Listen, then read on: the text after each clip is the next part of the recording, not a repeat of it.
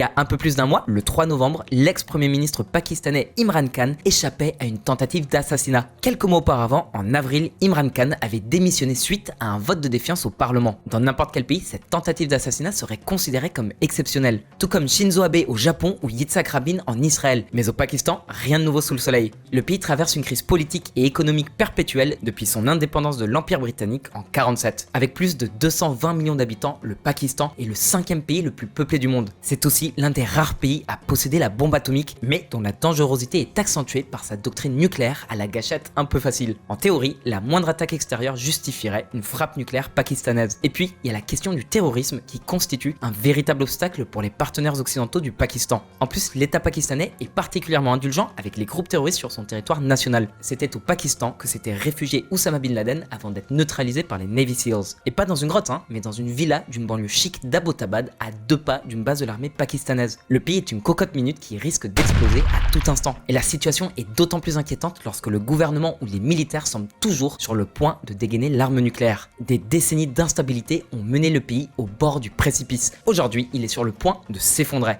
Comment le Pakistan en est-il arrivé là? Comme d'hab, un rappel historique s'impose.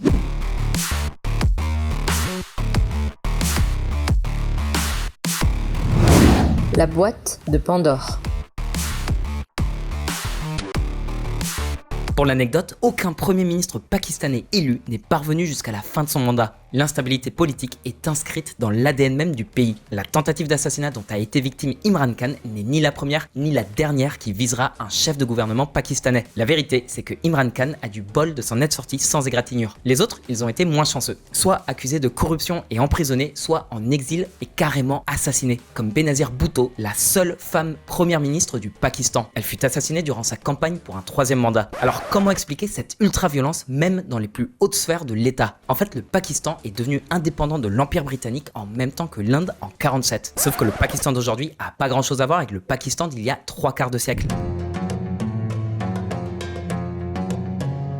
Quand le Pakistan obtint son indépendance, il était de base divisé en 2 provinces distinctes et séparées par 1600 km. La province occidentale et la province orientale avec l'Inde au milieu. Depuis, la province orientale est devenue le Bangladesh. En fait, en 71, une guerre civile s'enracine dans la province orientale du Pakistan et cause la mort de 3 millions de personnes. Ce conflit, il aboutit à la création d'un nouvel État. En 73, le Pakistan adopte une nouvelle constitution qui reconnaît l'islam comme religion d'État. Mais le Pakistan reste malgré tout un État séculaire. Ça veut dire la séparation de la religion et du pouvoir politique. Le système démocratique pakistanais est très imparfait et il est encore très fragile au niveau sécuritaire et institutionnel. L'armée contrôle l'ensemble de la société pakistanaise. Parmi ses principales missions, ça tombe sous le sens, il y a évidemment la défense des frontières contre l'ennemi de toujours, l'Inde. Les 2 pays se détestent tant que le Pakistan a baptisé sa stratégie saigner l'Inde de 1000 plaies et qui consiste à entraîner des insurgés pour déstabiliser l'Inde de l'intérieur. Le Pakistan a entraîné des groupes militants clandestins à se battre contre l'Inde dans le Cachemire. Pervez Musharraf, ex-président pakistanais au Spiegel. La frontière indo-pakistanaise est l'une des plus dangereuses au monde. 2 puissances nucléaires qui se détestent et qui se disputent des territoires, ça sent vraiment pas bon. Du coup, c'est vraiment pas rassurant quand on lit des nouvelles comme celle-ci. L'Inde tire accidentellement un missile sur le Pakistan et parle d'un dysfonctionnement technique. L'armée indienne a envoyé un missile qui n'a provoqué aucune perte humaine, a annoncé le ministère indien de la Défense en qualifiant cet acte de profondément regrettable. Le conflit indo-pakistanais mérite une vidéo à part entière qu'on fera bien entendu. Bref, l'Inde n'est pas la seule à faire les frais de la stratégie sécuritaire du Pakistan. Voilà ce qu'a déclaré l'ex-premier ministre Imran Khan. L'armée pakistanaise a entraîné Al-Qaïda et ses écervelés pour se battre en Afghanistan. Imran Khan, ex-premier ministre. Faut vraiment être grave décomplexé pour voir le chef d'un gouvernement allié des États-Unis admettre publiquement que son pays a financé et entraîné des groupes terroristes qui ont attaqué les États-Unis. Pas de chance pour eux, ils se sont tirés une balle dans le pied. Le Pakistan grouille de groupes terroristes. Les attaques contre la population civile ont lieu partout dans le pays. Même la capitale Islamabad n'est pas épargnée. En plus des attaques terroristes, les Pakistanais doivent composer avec l'instabilité politique du pays. Coup d'état comme en 77 ou en 99, corruption, assassinat politique, ça fait quand même beaucoup. Le coupable, vous l'avez deviné, l'armée. À force de jouer des nominations politiques et de placer ses pions à droite et à gauche avec la complicité des juges, l'armée est prête à tout pour défendre ses intérêts économiques. L'armée possède plus de 50 groupes à travers lesquels elle contrôle plusieurs milliers d'entreprises. On estime les actifs de l'armée pakistanaise pakistanaise à plus de 20 milliards de dollars. Des entreprises qui par certains aspects ont des pratiques monopolistiques, comme dans les secteurs de l'agriculture céréalière, des engrais et de la distribution de gaz. Si l'armée considère qu'un premier ministre menace ses intérêts, elle n'hésite pas à l'accuser de corruption pour le discréditer. Cette instabilité politique, l'insécurité et l'interférence de l'armée dans la vie économique du pays précipitent le déclin du Pakistan, un pays faiblement industrialisé qui exporte principalement des mangues, de l'huile végétale et des camions. Sa balance commerciale, elle est médiocre. Parmi les 3 pays les plus peuplés du sous-continent indien, le Pakistan est celui qui exporte le moins. C'est un indice du faible développement économique du pays et de la compétitivité de ses entreprises. Et on n'a pas fini de vous lister les ennuis du Pakistan.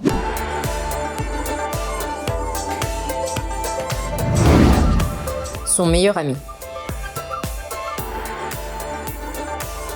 La dette pakistanaise est très déséquilibrée. Plutôt que d'investir sur le long terme, l'État pakistanais utilise ses emprunts pour financer ses dépenses courantes. En gros, son budget annuel. En fait, l'économie pakistanaise est pas assez solide pour garantir à l'État un revenu stable. La dette pakistanaise pèse 70% de son PIB. Bon, c'est vrai que c'est moins que la France dont la dette est à plus de 100% du PIB. Mais l'économie française a les reins solides et peut absorber une dette aussi lourde. C'est pas le cas du Pakistan. L'instabilité politique, l'économie atrophiée et l'insécurité font exploser les taux d'intérêt. Normal en même temps. Gros risque de défaut de paiement et faible intérêt pour les obligations d'État. Avec des taux d'intérêt de plus en plus élevés et zéro thune pour rembourser ses créanciers, un taux d'endettement de 70%, c'est vraiment une grosse galère financière, à tel point que les obligations d'État émises par la Banque centrale pakistanaise sont considérées par beaucoup comme des junk bonds, des obligations pourries. En gros, il n'y a pas beaucoup de monde pour leur prêter de l'argent à part le FMI, la Banque mondiale et leur meilleur ami, la Chine. Et ouais, la Chine est le principal créancier du Pakistan. Et ça sort pas de nulle part. Le Pakistan a été l'un des premiers pays à reconnaître la Chine populaire en 1951. Et les deux pays ont un adversaire en commun, l'Inde. D'ailleurs, la Chine et le Pakistan ont commencé à collaborer sur le plan militaire en 1962, au début de la guerre sino-indienne pour le contrôle de l'Himalaya. Plus récemment, presque 40% des exportations d'armement de la Chine sont destinées au Pakistan. Dans les années 90, cette coopération fut étendue au secteur économique avant la création en 2015 d'un corridor économique spécial. Alors pourquoi est-ce que la Chine veut approfondir ses liens économiques avec un pays au bord de la banqueroute? Cette carte, elle va tout expliquer. Sous vos yeux, le port de Gwadar, construit par la Chine, un port d'une importance cruciale pour la Chine. En fait, la Chine importe son pétrole du Moyen-Orient, un pétrole qui est acheminé par supertankers le long du littoral indien et qui traverse le détroit de Malacca. En cas d'aggravation du conflit commercial sino-états-unien, en clair, en cas de guerre ouverte ou même avec l'Inde, alors tant les USA que l'Inde pourraient interrompre l'approvisionnement en pétrole de la Chine en bloquant les 3 détroits que vous voyez à l'écran. Si les supertankers parviennent à accoster au port de Gwadar, le reste du trajet pourrait se faire par voie terrestre, que ce soit par train, par la route ou par des oléoducs. L'Inde et les États-Unis auraient beaucoup plus de mal à couper le trafic, à moins qu'ils n'attaquent militairement les infrastructures énergétiques, ce qui reviendrait de facto à une déclaration de guerre. Le Pakistan étant une puissance nucléaire, personne n'y a réellement intérêt. C'est un énorme progrès pour la sécurité énergétique de la Chine, mais le Pakistan, il y gagne quoi? Eh bah pas moins de 62 milliards de dollars d'investissement chinois pour la construction d'infrastructures publiques comme des ports, des réseaux ferroviaires et routiers. Plein d'autres pays auraient pu envisager d'investir au Pakistan, mais se sont retenus à cause d'un énorme obstacle, le terrorisme.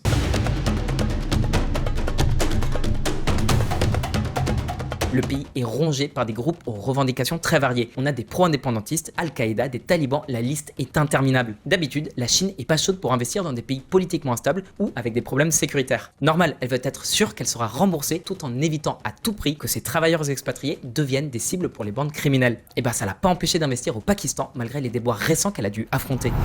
26 avril 2022, Pakistan, des ressortissants chinois parmi les 4 victimes de l'attentat de Karachi. La situation est si dangereuse que la Chine a proposé au Pakistan de bâtir une citadelle autour du port de Gwadar pour la protéger des futures attaques terroristes. On dit bien futures et pas hypothétiques parce qu'elles vont avoir lieu. Ça explique aussi pourquoi les taux d'intérêt chinois sont nettement plus élevés à 6,5% alors que ceux du FMI sont à seulement 3%. Donc en plus d'une économie à la dérive et de l'instabilité politique et sécuritaire, le Pakistan est en plus maintenu sous perfusion par le FMI et la Chine, mais avec des taux d'emprunt complètement disproportionnés. Et malgré tout ça, le Pakistan a un autre allié de poids qui n'est autre que les États-Unis d'Amérique. Après, c'est une alliance à double tranchant avec des hauts et des bas. D'un côté, les États-Unis sont le premier marché pour les exportations pakistanaises. Mais si du point de vue commercial, le courant passe bien, ça se complique côté diplomatique.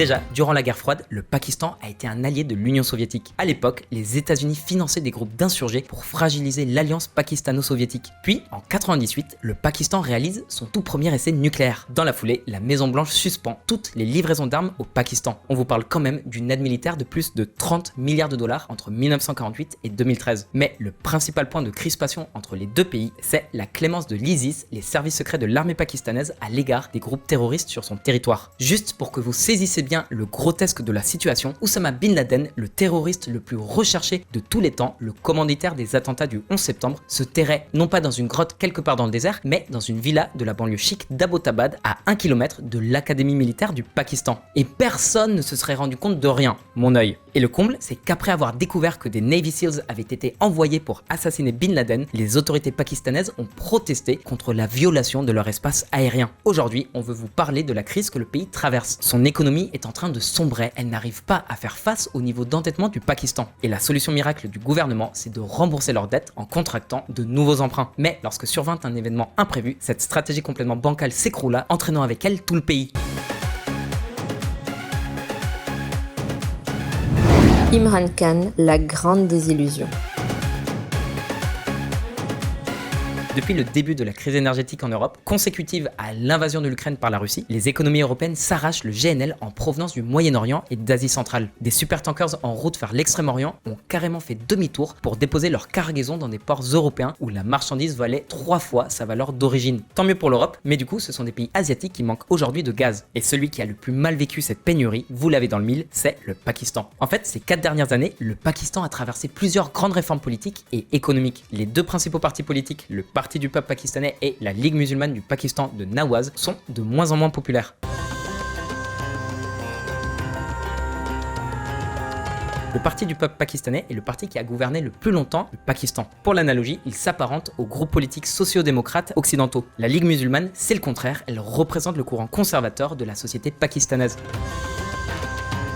Mais en 2018, un outsider brise le statu quo. Une ancienne star du cricket, le sport le plus populaire au Pakistan, un homme charismatique et avec une liste de promesses électorales longue comme le bras, Imran Khan. Son parti, le Mouvement du Pakistan pour la justice, qu'il a fondé en 2013, remporte les élections de 2018. Il s'était engagé à réformer l'économie et à construire un État-providence aux couleurs du socialisme islamique. En plus, les deux partis historiques étaient empêtrés dans des affaires de corruption, une occasion qu'Imran Khan a saisie au vol pour en faire un argument de campagne. Mais pas de chance, la Covid déboule et chamboule tout. La crise du Covid a immobilisé l'ensemble de l'économie mondiale et le Pakistan, il n'a pas échappé à la règle. Le Covid a vraiment pas aidé son économie en stagnation. Et c'est pas fini. La principale source d'énergie du Pakistan, le gaz naturel.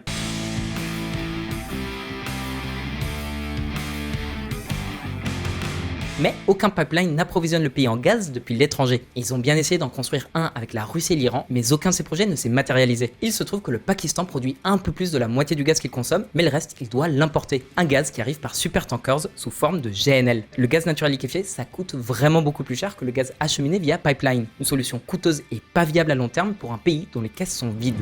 Une coupure de courant générale plonge le Pakistan dans l'obscurité. Et ça, c'était avant la guerre en Ukraine. Depuis, l'Europe a accaparé les supertankers de GNL en promettant des paiements beaucoup plus sûrs que le Pakistan. À présent, le pays fait face à une crise énergétique et inflationniste avec des coupures de courant généralisées, des usines à l'arrêt et une explosion des prix de l'énergie. Du coup, les promesses de campagne d'Imran Khan, elles sont fissa passées à la trappe. Les créanciers, eux, exigent leur remboursement ou au moins les intérêts sur la dette. Pour y faire face, le Pakistan a dû dévaluer sa propre devise.